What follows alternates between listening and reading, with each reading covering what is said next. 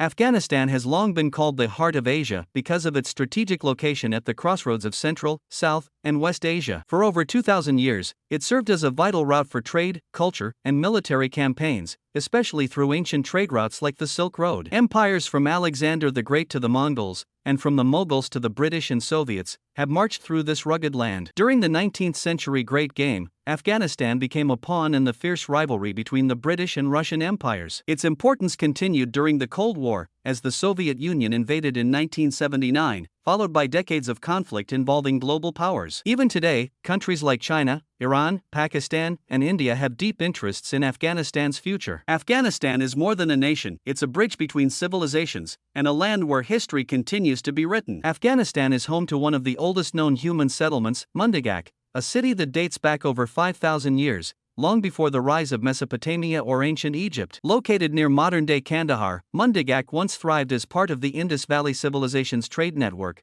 with advanced urban planning, buildings, and even a citadel. But despite its age and significance, many people have never heard of Mundigak because its ruins remain buried beneath layers of conflict and time. Deep in the central highlands of Afghanistan lies the Bamiyan Valley, once home to two of the world's largest standing Buddha statues, carved into the cliffs nearly 1,500 years ago. These colossal statues were a fusion of Hellenistic, Persian, and Indian artistic styles, proof of how Afghanistan was once a vibrant crossroads of cultures and religions along the Silk Road. But in 2001, the Taliban destroyed these ancient wonders with explosives, erasing a chapter of human heritage that had stood for centuries. Yet even in ruin, the Bamiyan Buddhas remind the world that Afghanistan was once a cradle of peaceful art, spirituality, and global exchange. The Minaret of Jam, rising 65 meters above a remote river valley in western Afghanistan, is one of the greatest architectural achievements of the Islamic Golden Age. Built in the 12th century by the Ghurid Empire, this masterpiece was crafted entirely from baked brick, and once marked the glory of a long-lost city that rivaled Baghdad in its time. The Minaret of Jam survived floods, earthquakes, and invasions, but for centuries, it lay forgotten by the world, buried by isolation and political turmoil. Today, the minaret stands alone in silence, a fragile monument,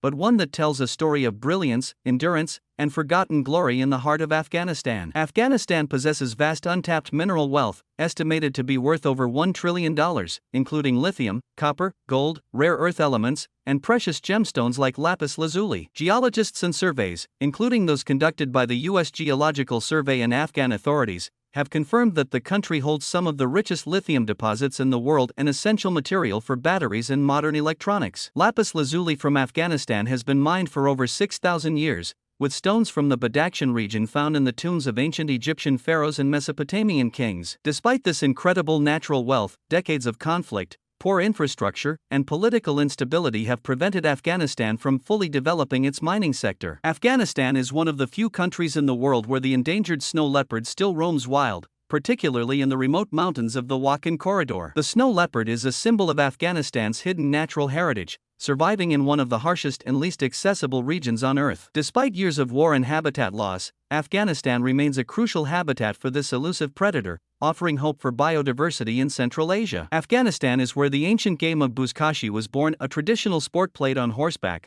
where riders compete to grab and carry a goat carcass to a goal. Buzkashi is more than just a sport, it's a centuries-old expression of strength, bravery, and honor, deeply embedded in Afghan tribal culture. Often compared to polo, buzkashi has no fixed time limit and can last for hours, sometimes even days, turning each match into a powerful display of endurance and skill. The University of Nalanda, one of the world's first residential universities, attracted scholars from across Asia, and among its most respected students and teachers were monks from what is now Afghanistan. During the 7th century, Afghan Buddhist monks played a key role in spreading knowledge of medicine, astronomy, and philosophy from India to Central Asia and China. This legacy reminds us that Afghanistan was once not only a bridge between civilizations, but also a transmitter of wisdom and learning across continents.